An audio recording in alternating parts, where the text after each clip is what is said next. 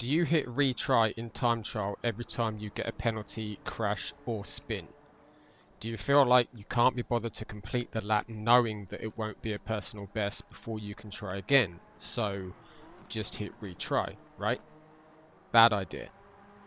The problem with hitting retry is that you become less familiar and less practiced with the last sector of the track. Statistically, most of your mistakes will come before the last sector, and so you become less practiced at the last sector if you keep hitting retry. This is relative, of course. It might be the last two sectors, it might be the last one or two corners, depending on how long a track is and how many sectors it has. The point is, you end up lacking knowledge, skill and pace in the last sector or last corners. But hang on, Luke, I hear you say. I see Digit, Tijni, Key, etc. hitting retry all the time. Yes, you do. And I frequently hit retry too. So why am I telling you not to retry?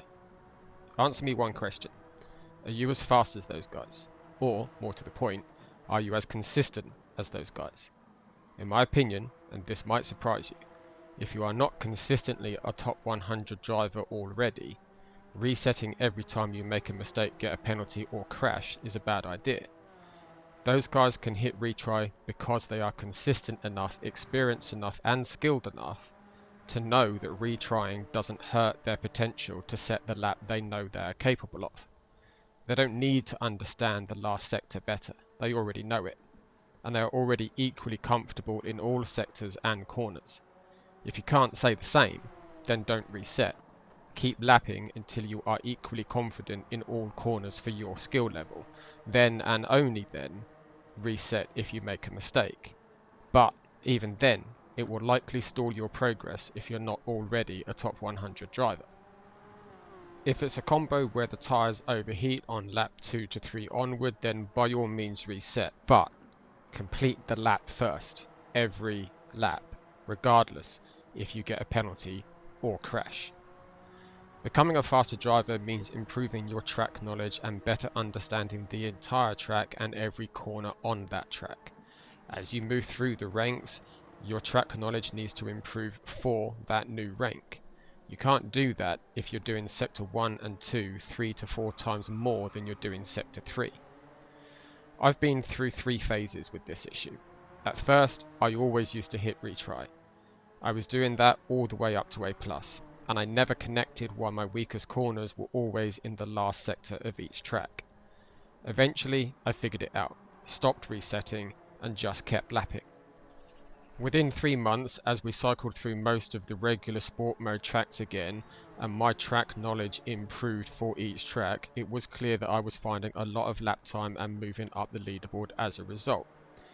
As I achieved the level that you now see, I began to reset again, but even then, even now, if I get into a rut with time trial, if I make several mistakes in a row and retry several times in a row, I immediately revert to just lapping no matter what, and it always fixes the consistency issue for me. Which leads me to the second reason resetting is a bad idea: the flow state, or rather, lack thereof. I've said before that time trial pace does not directly translate to race pace, but the one area that it can help with race pace is the flow state, the zone that you hear elite sports people talk about. If you reset all the time, you will never find that flow state. It's very hard to even find that flow state on lap 1 of a reset. The flow state is a rhythm that you settle into. For that reason, my fastest laps usually come on lap 2 to 5 after a reset. To find the flow state over a whole lap, you have to drive the whole lap. This is also why I tell people to race before you do your try hard time trial session. In the race, you can't hit retry. You have to do the entire lap for the entire race in equal measure. Develop your race pace before you push time trial, and I promise you it will be easier to push TT for that lap that you want. Then you get a positive compounding cycle.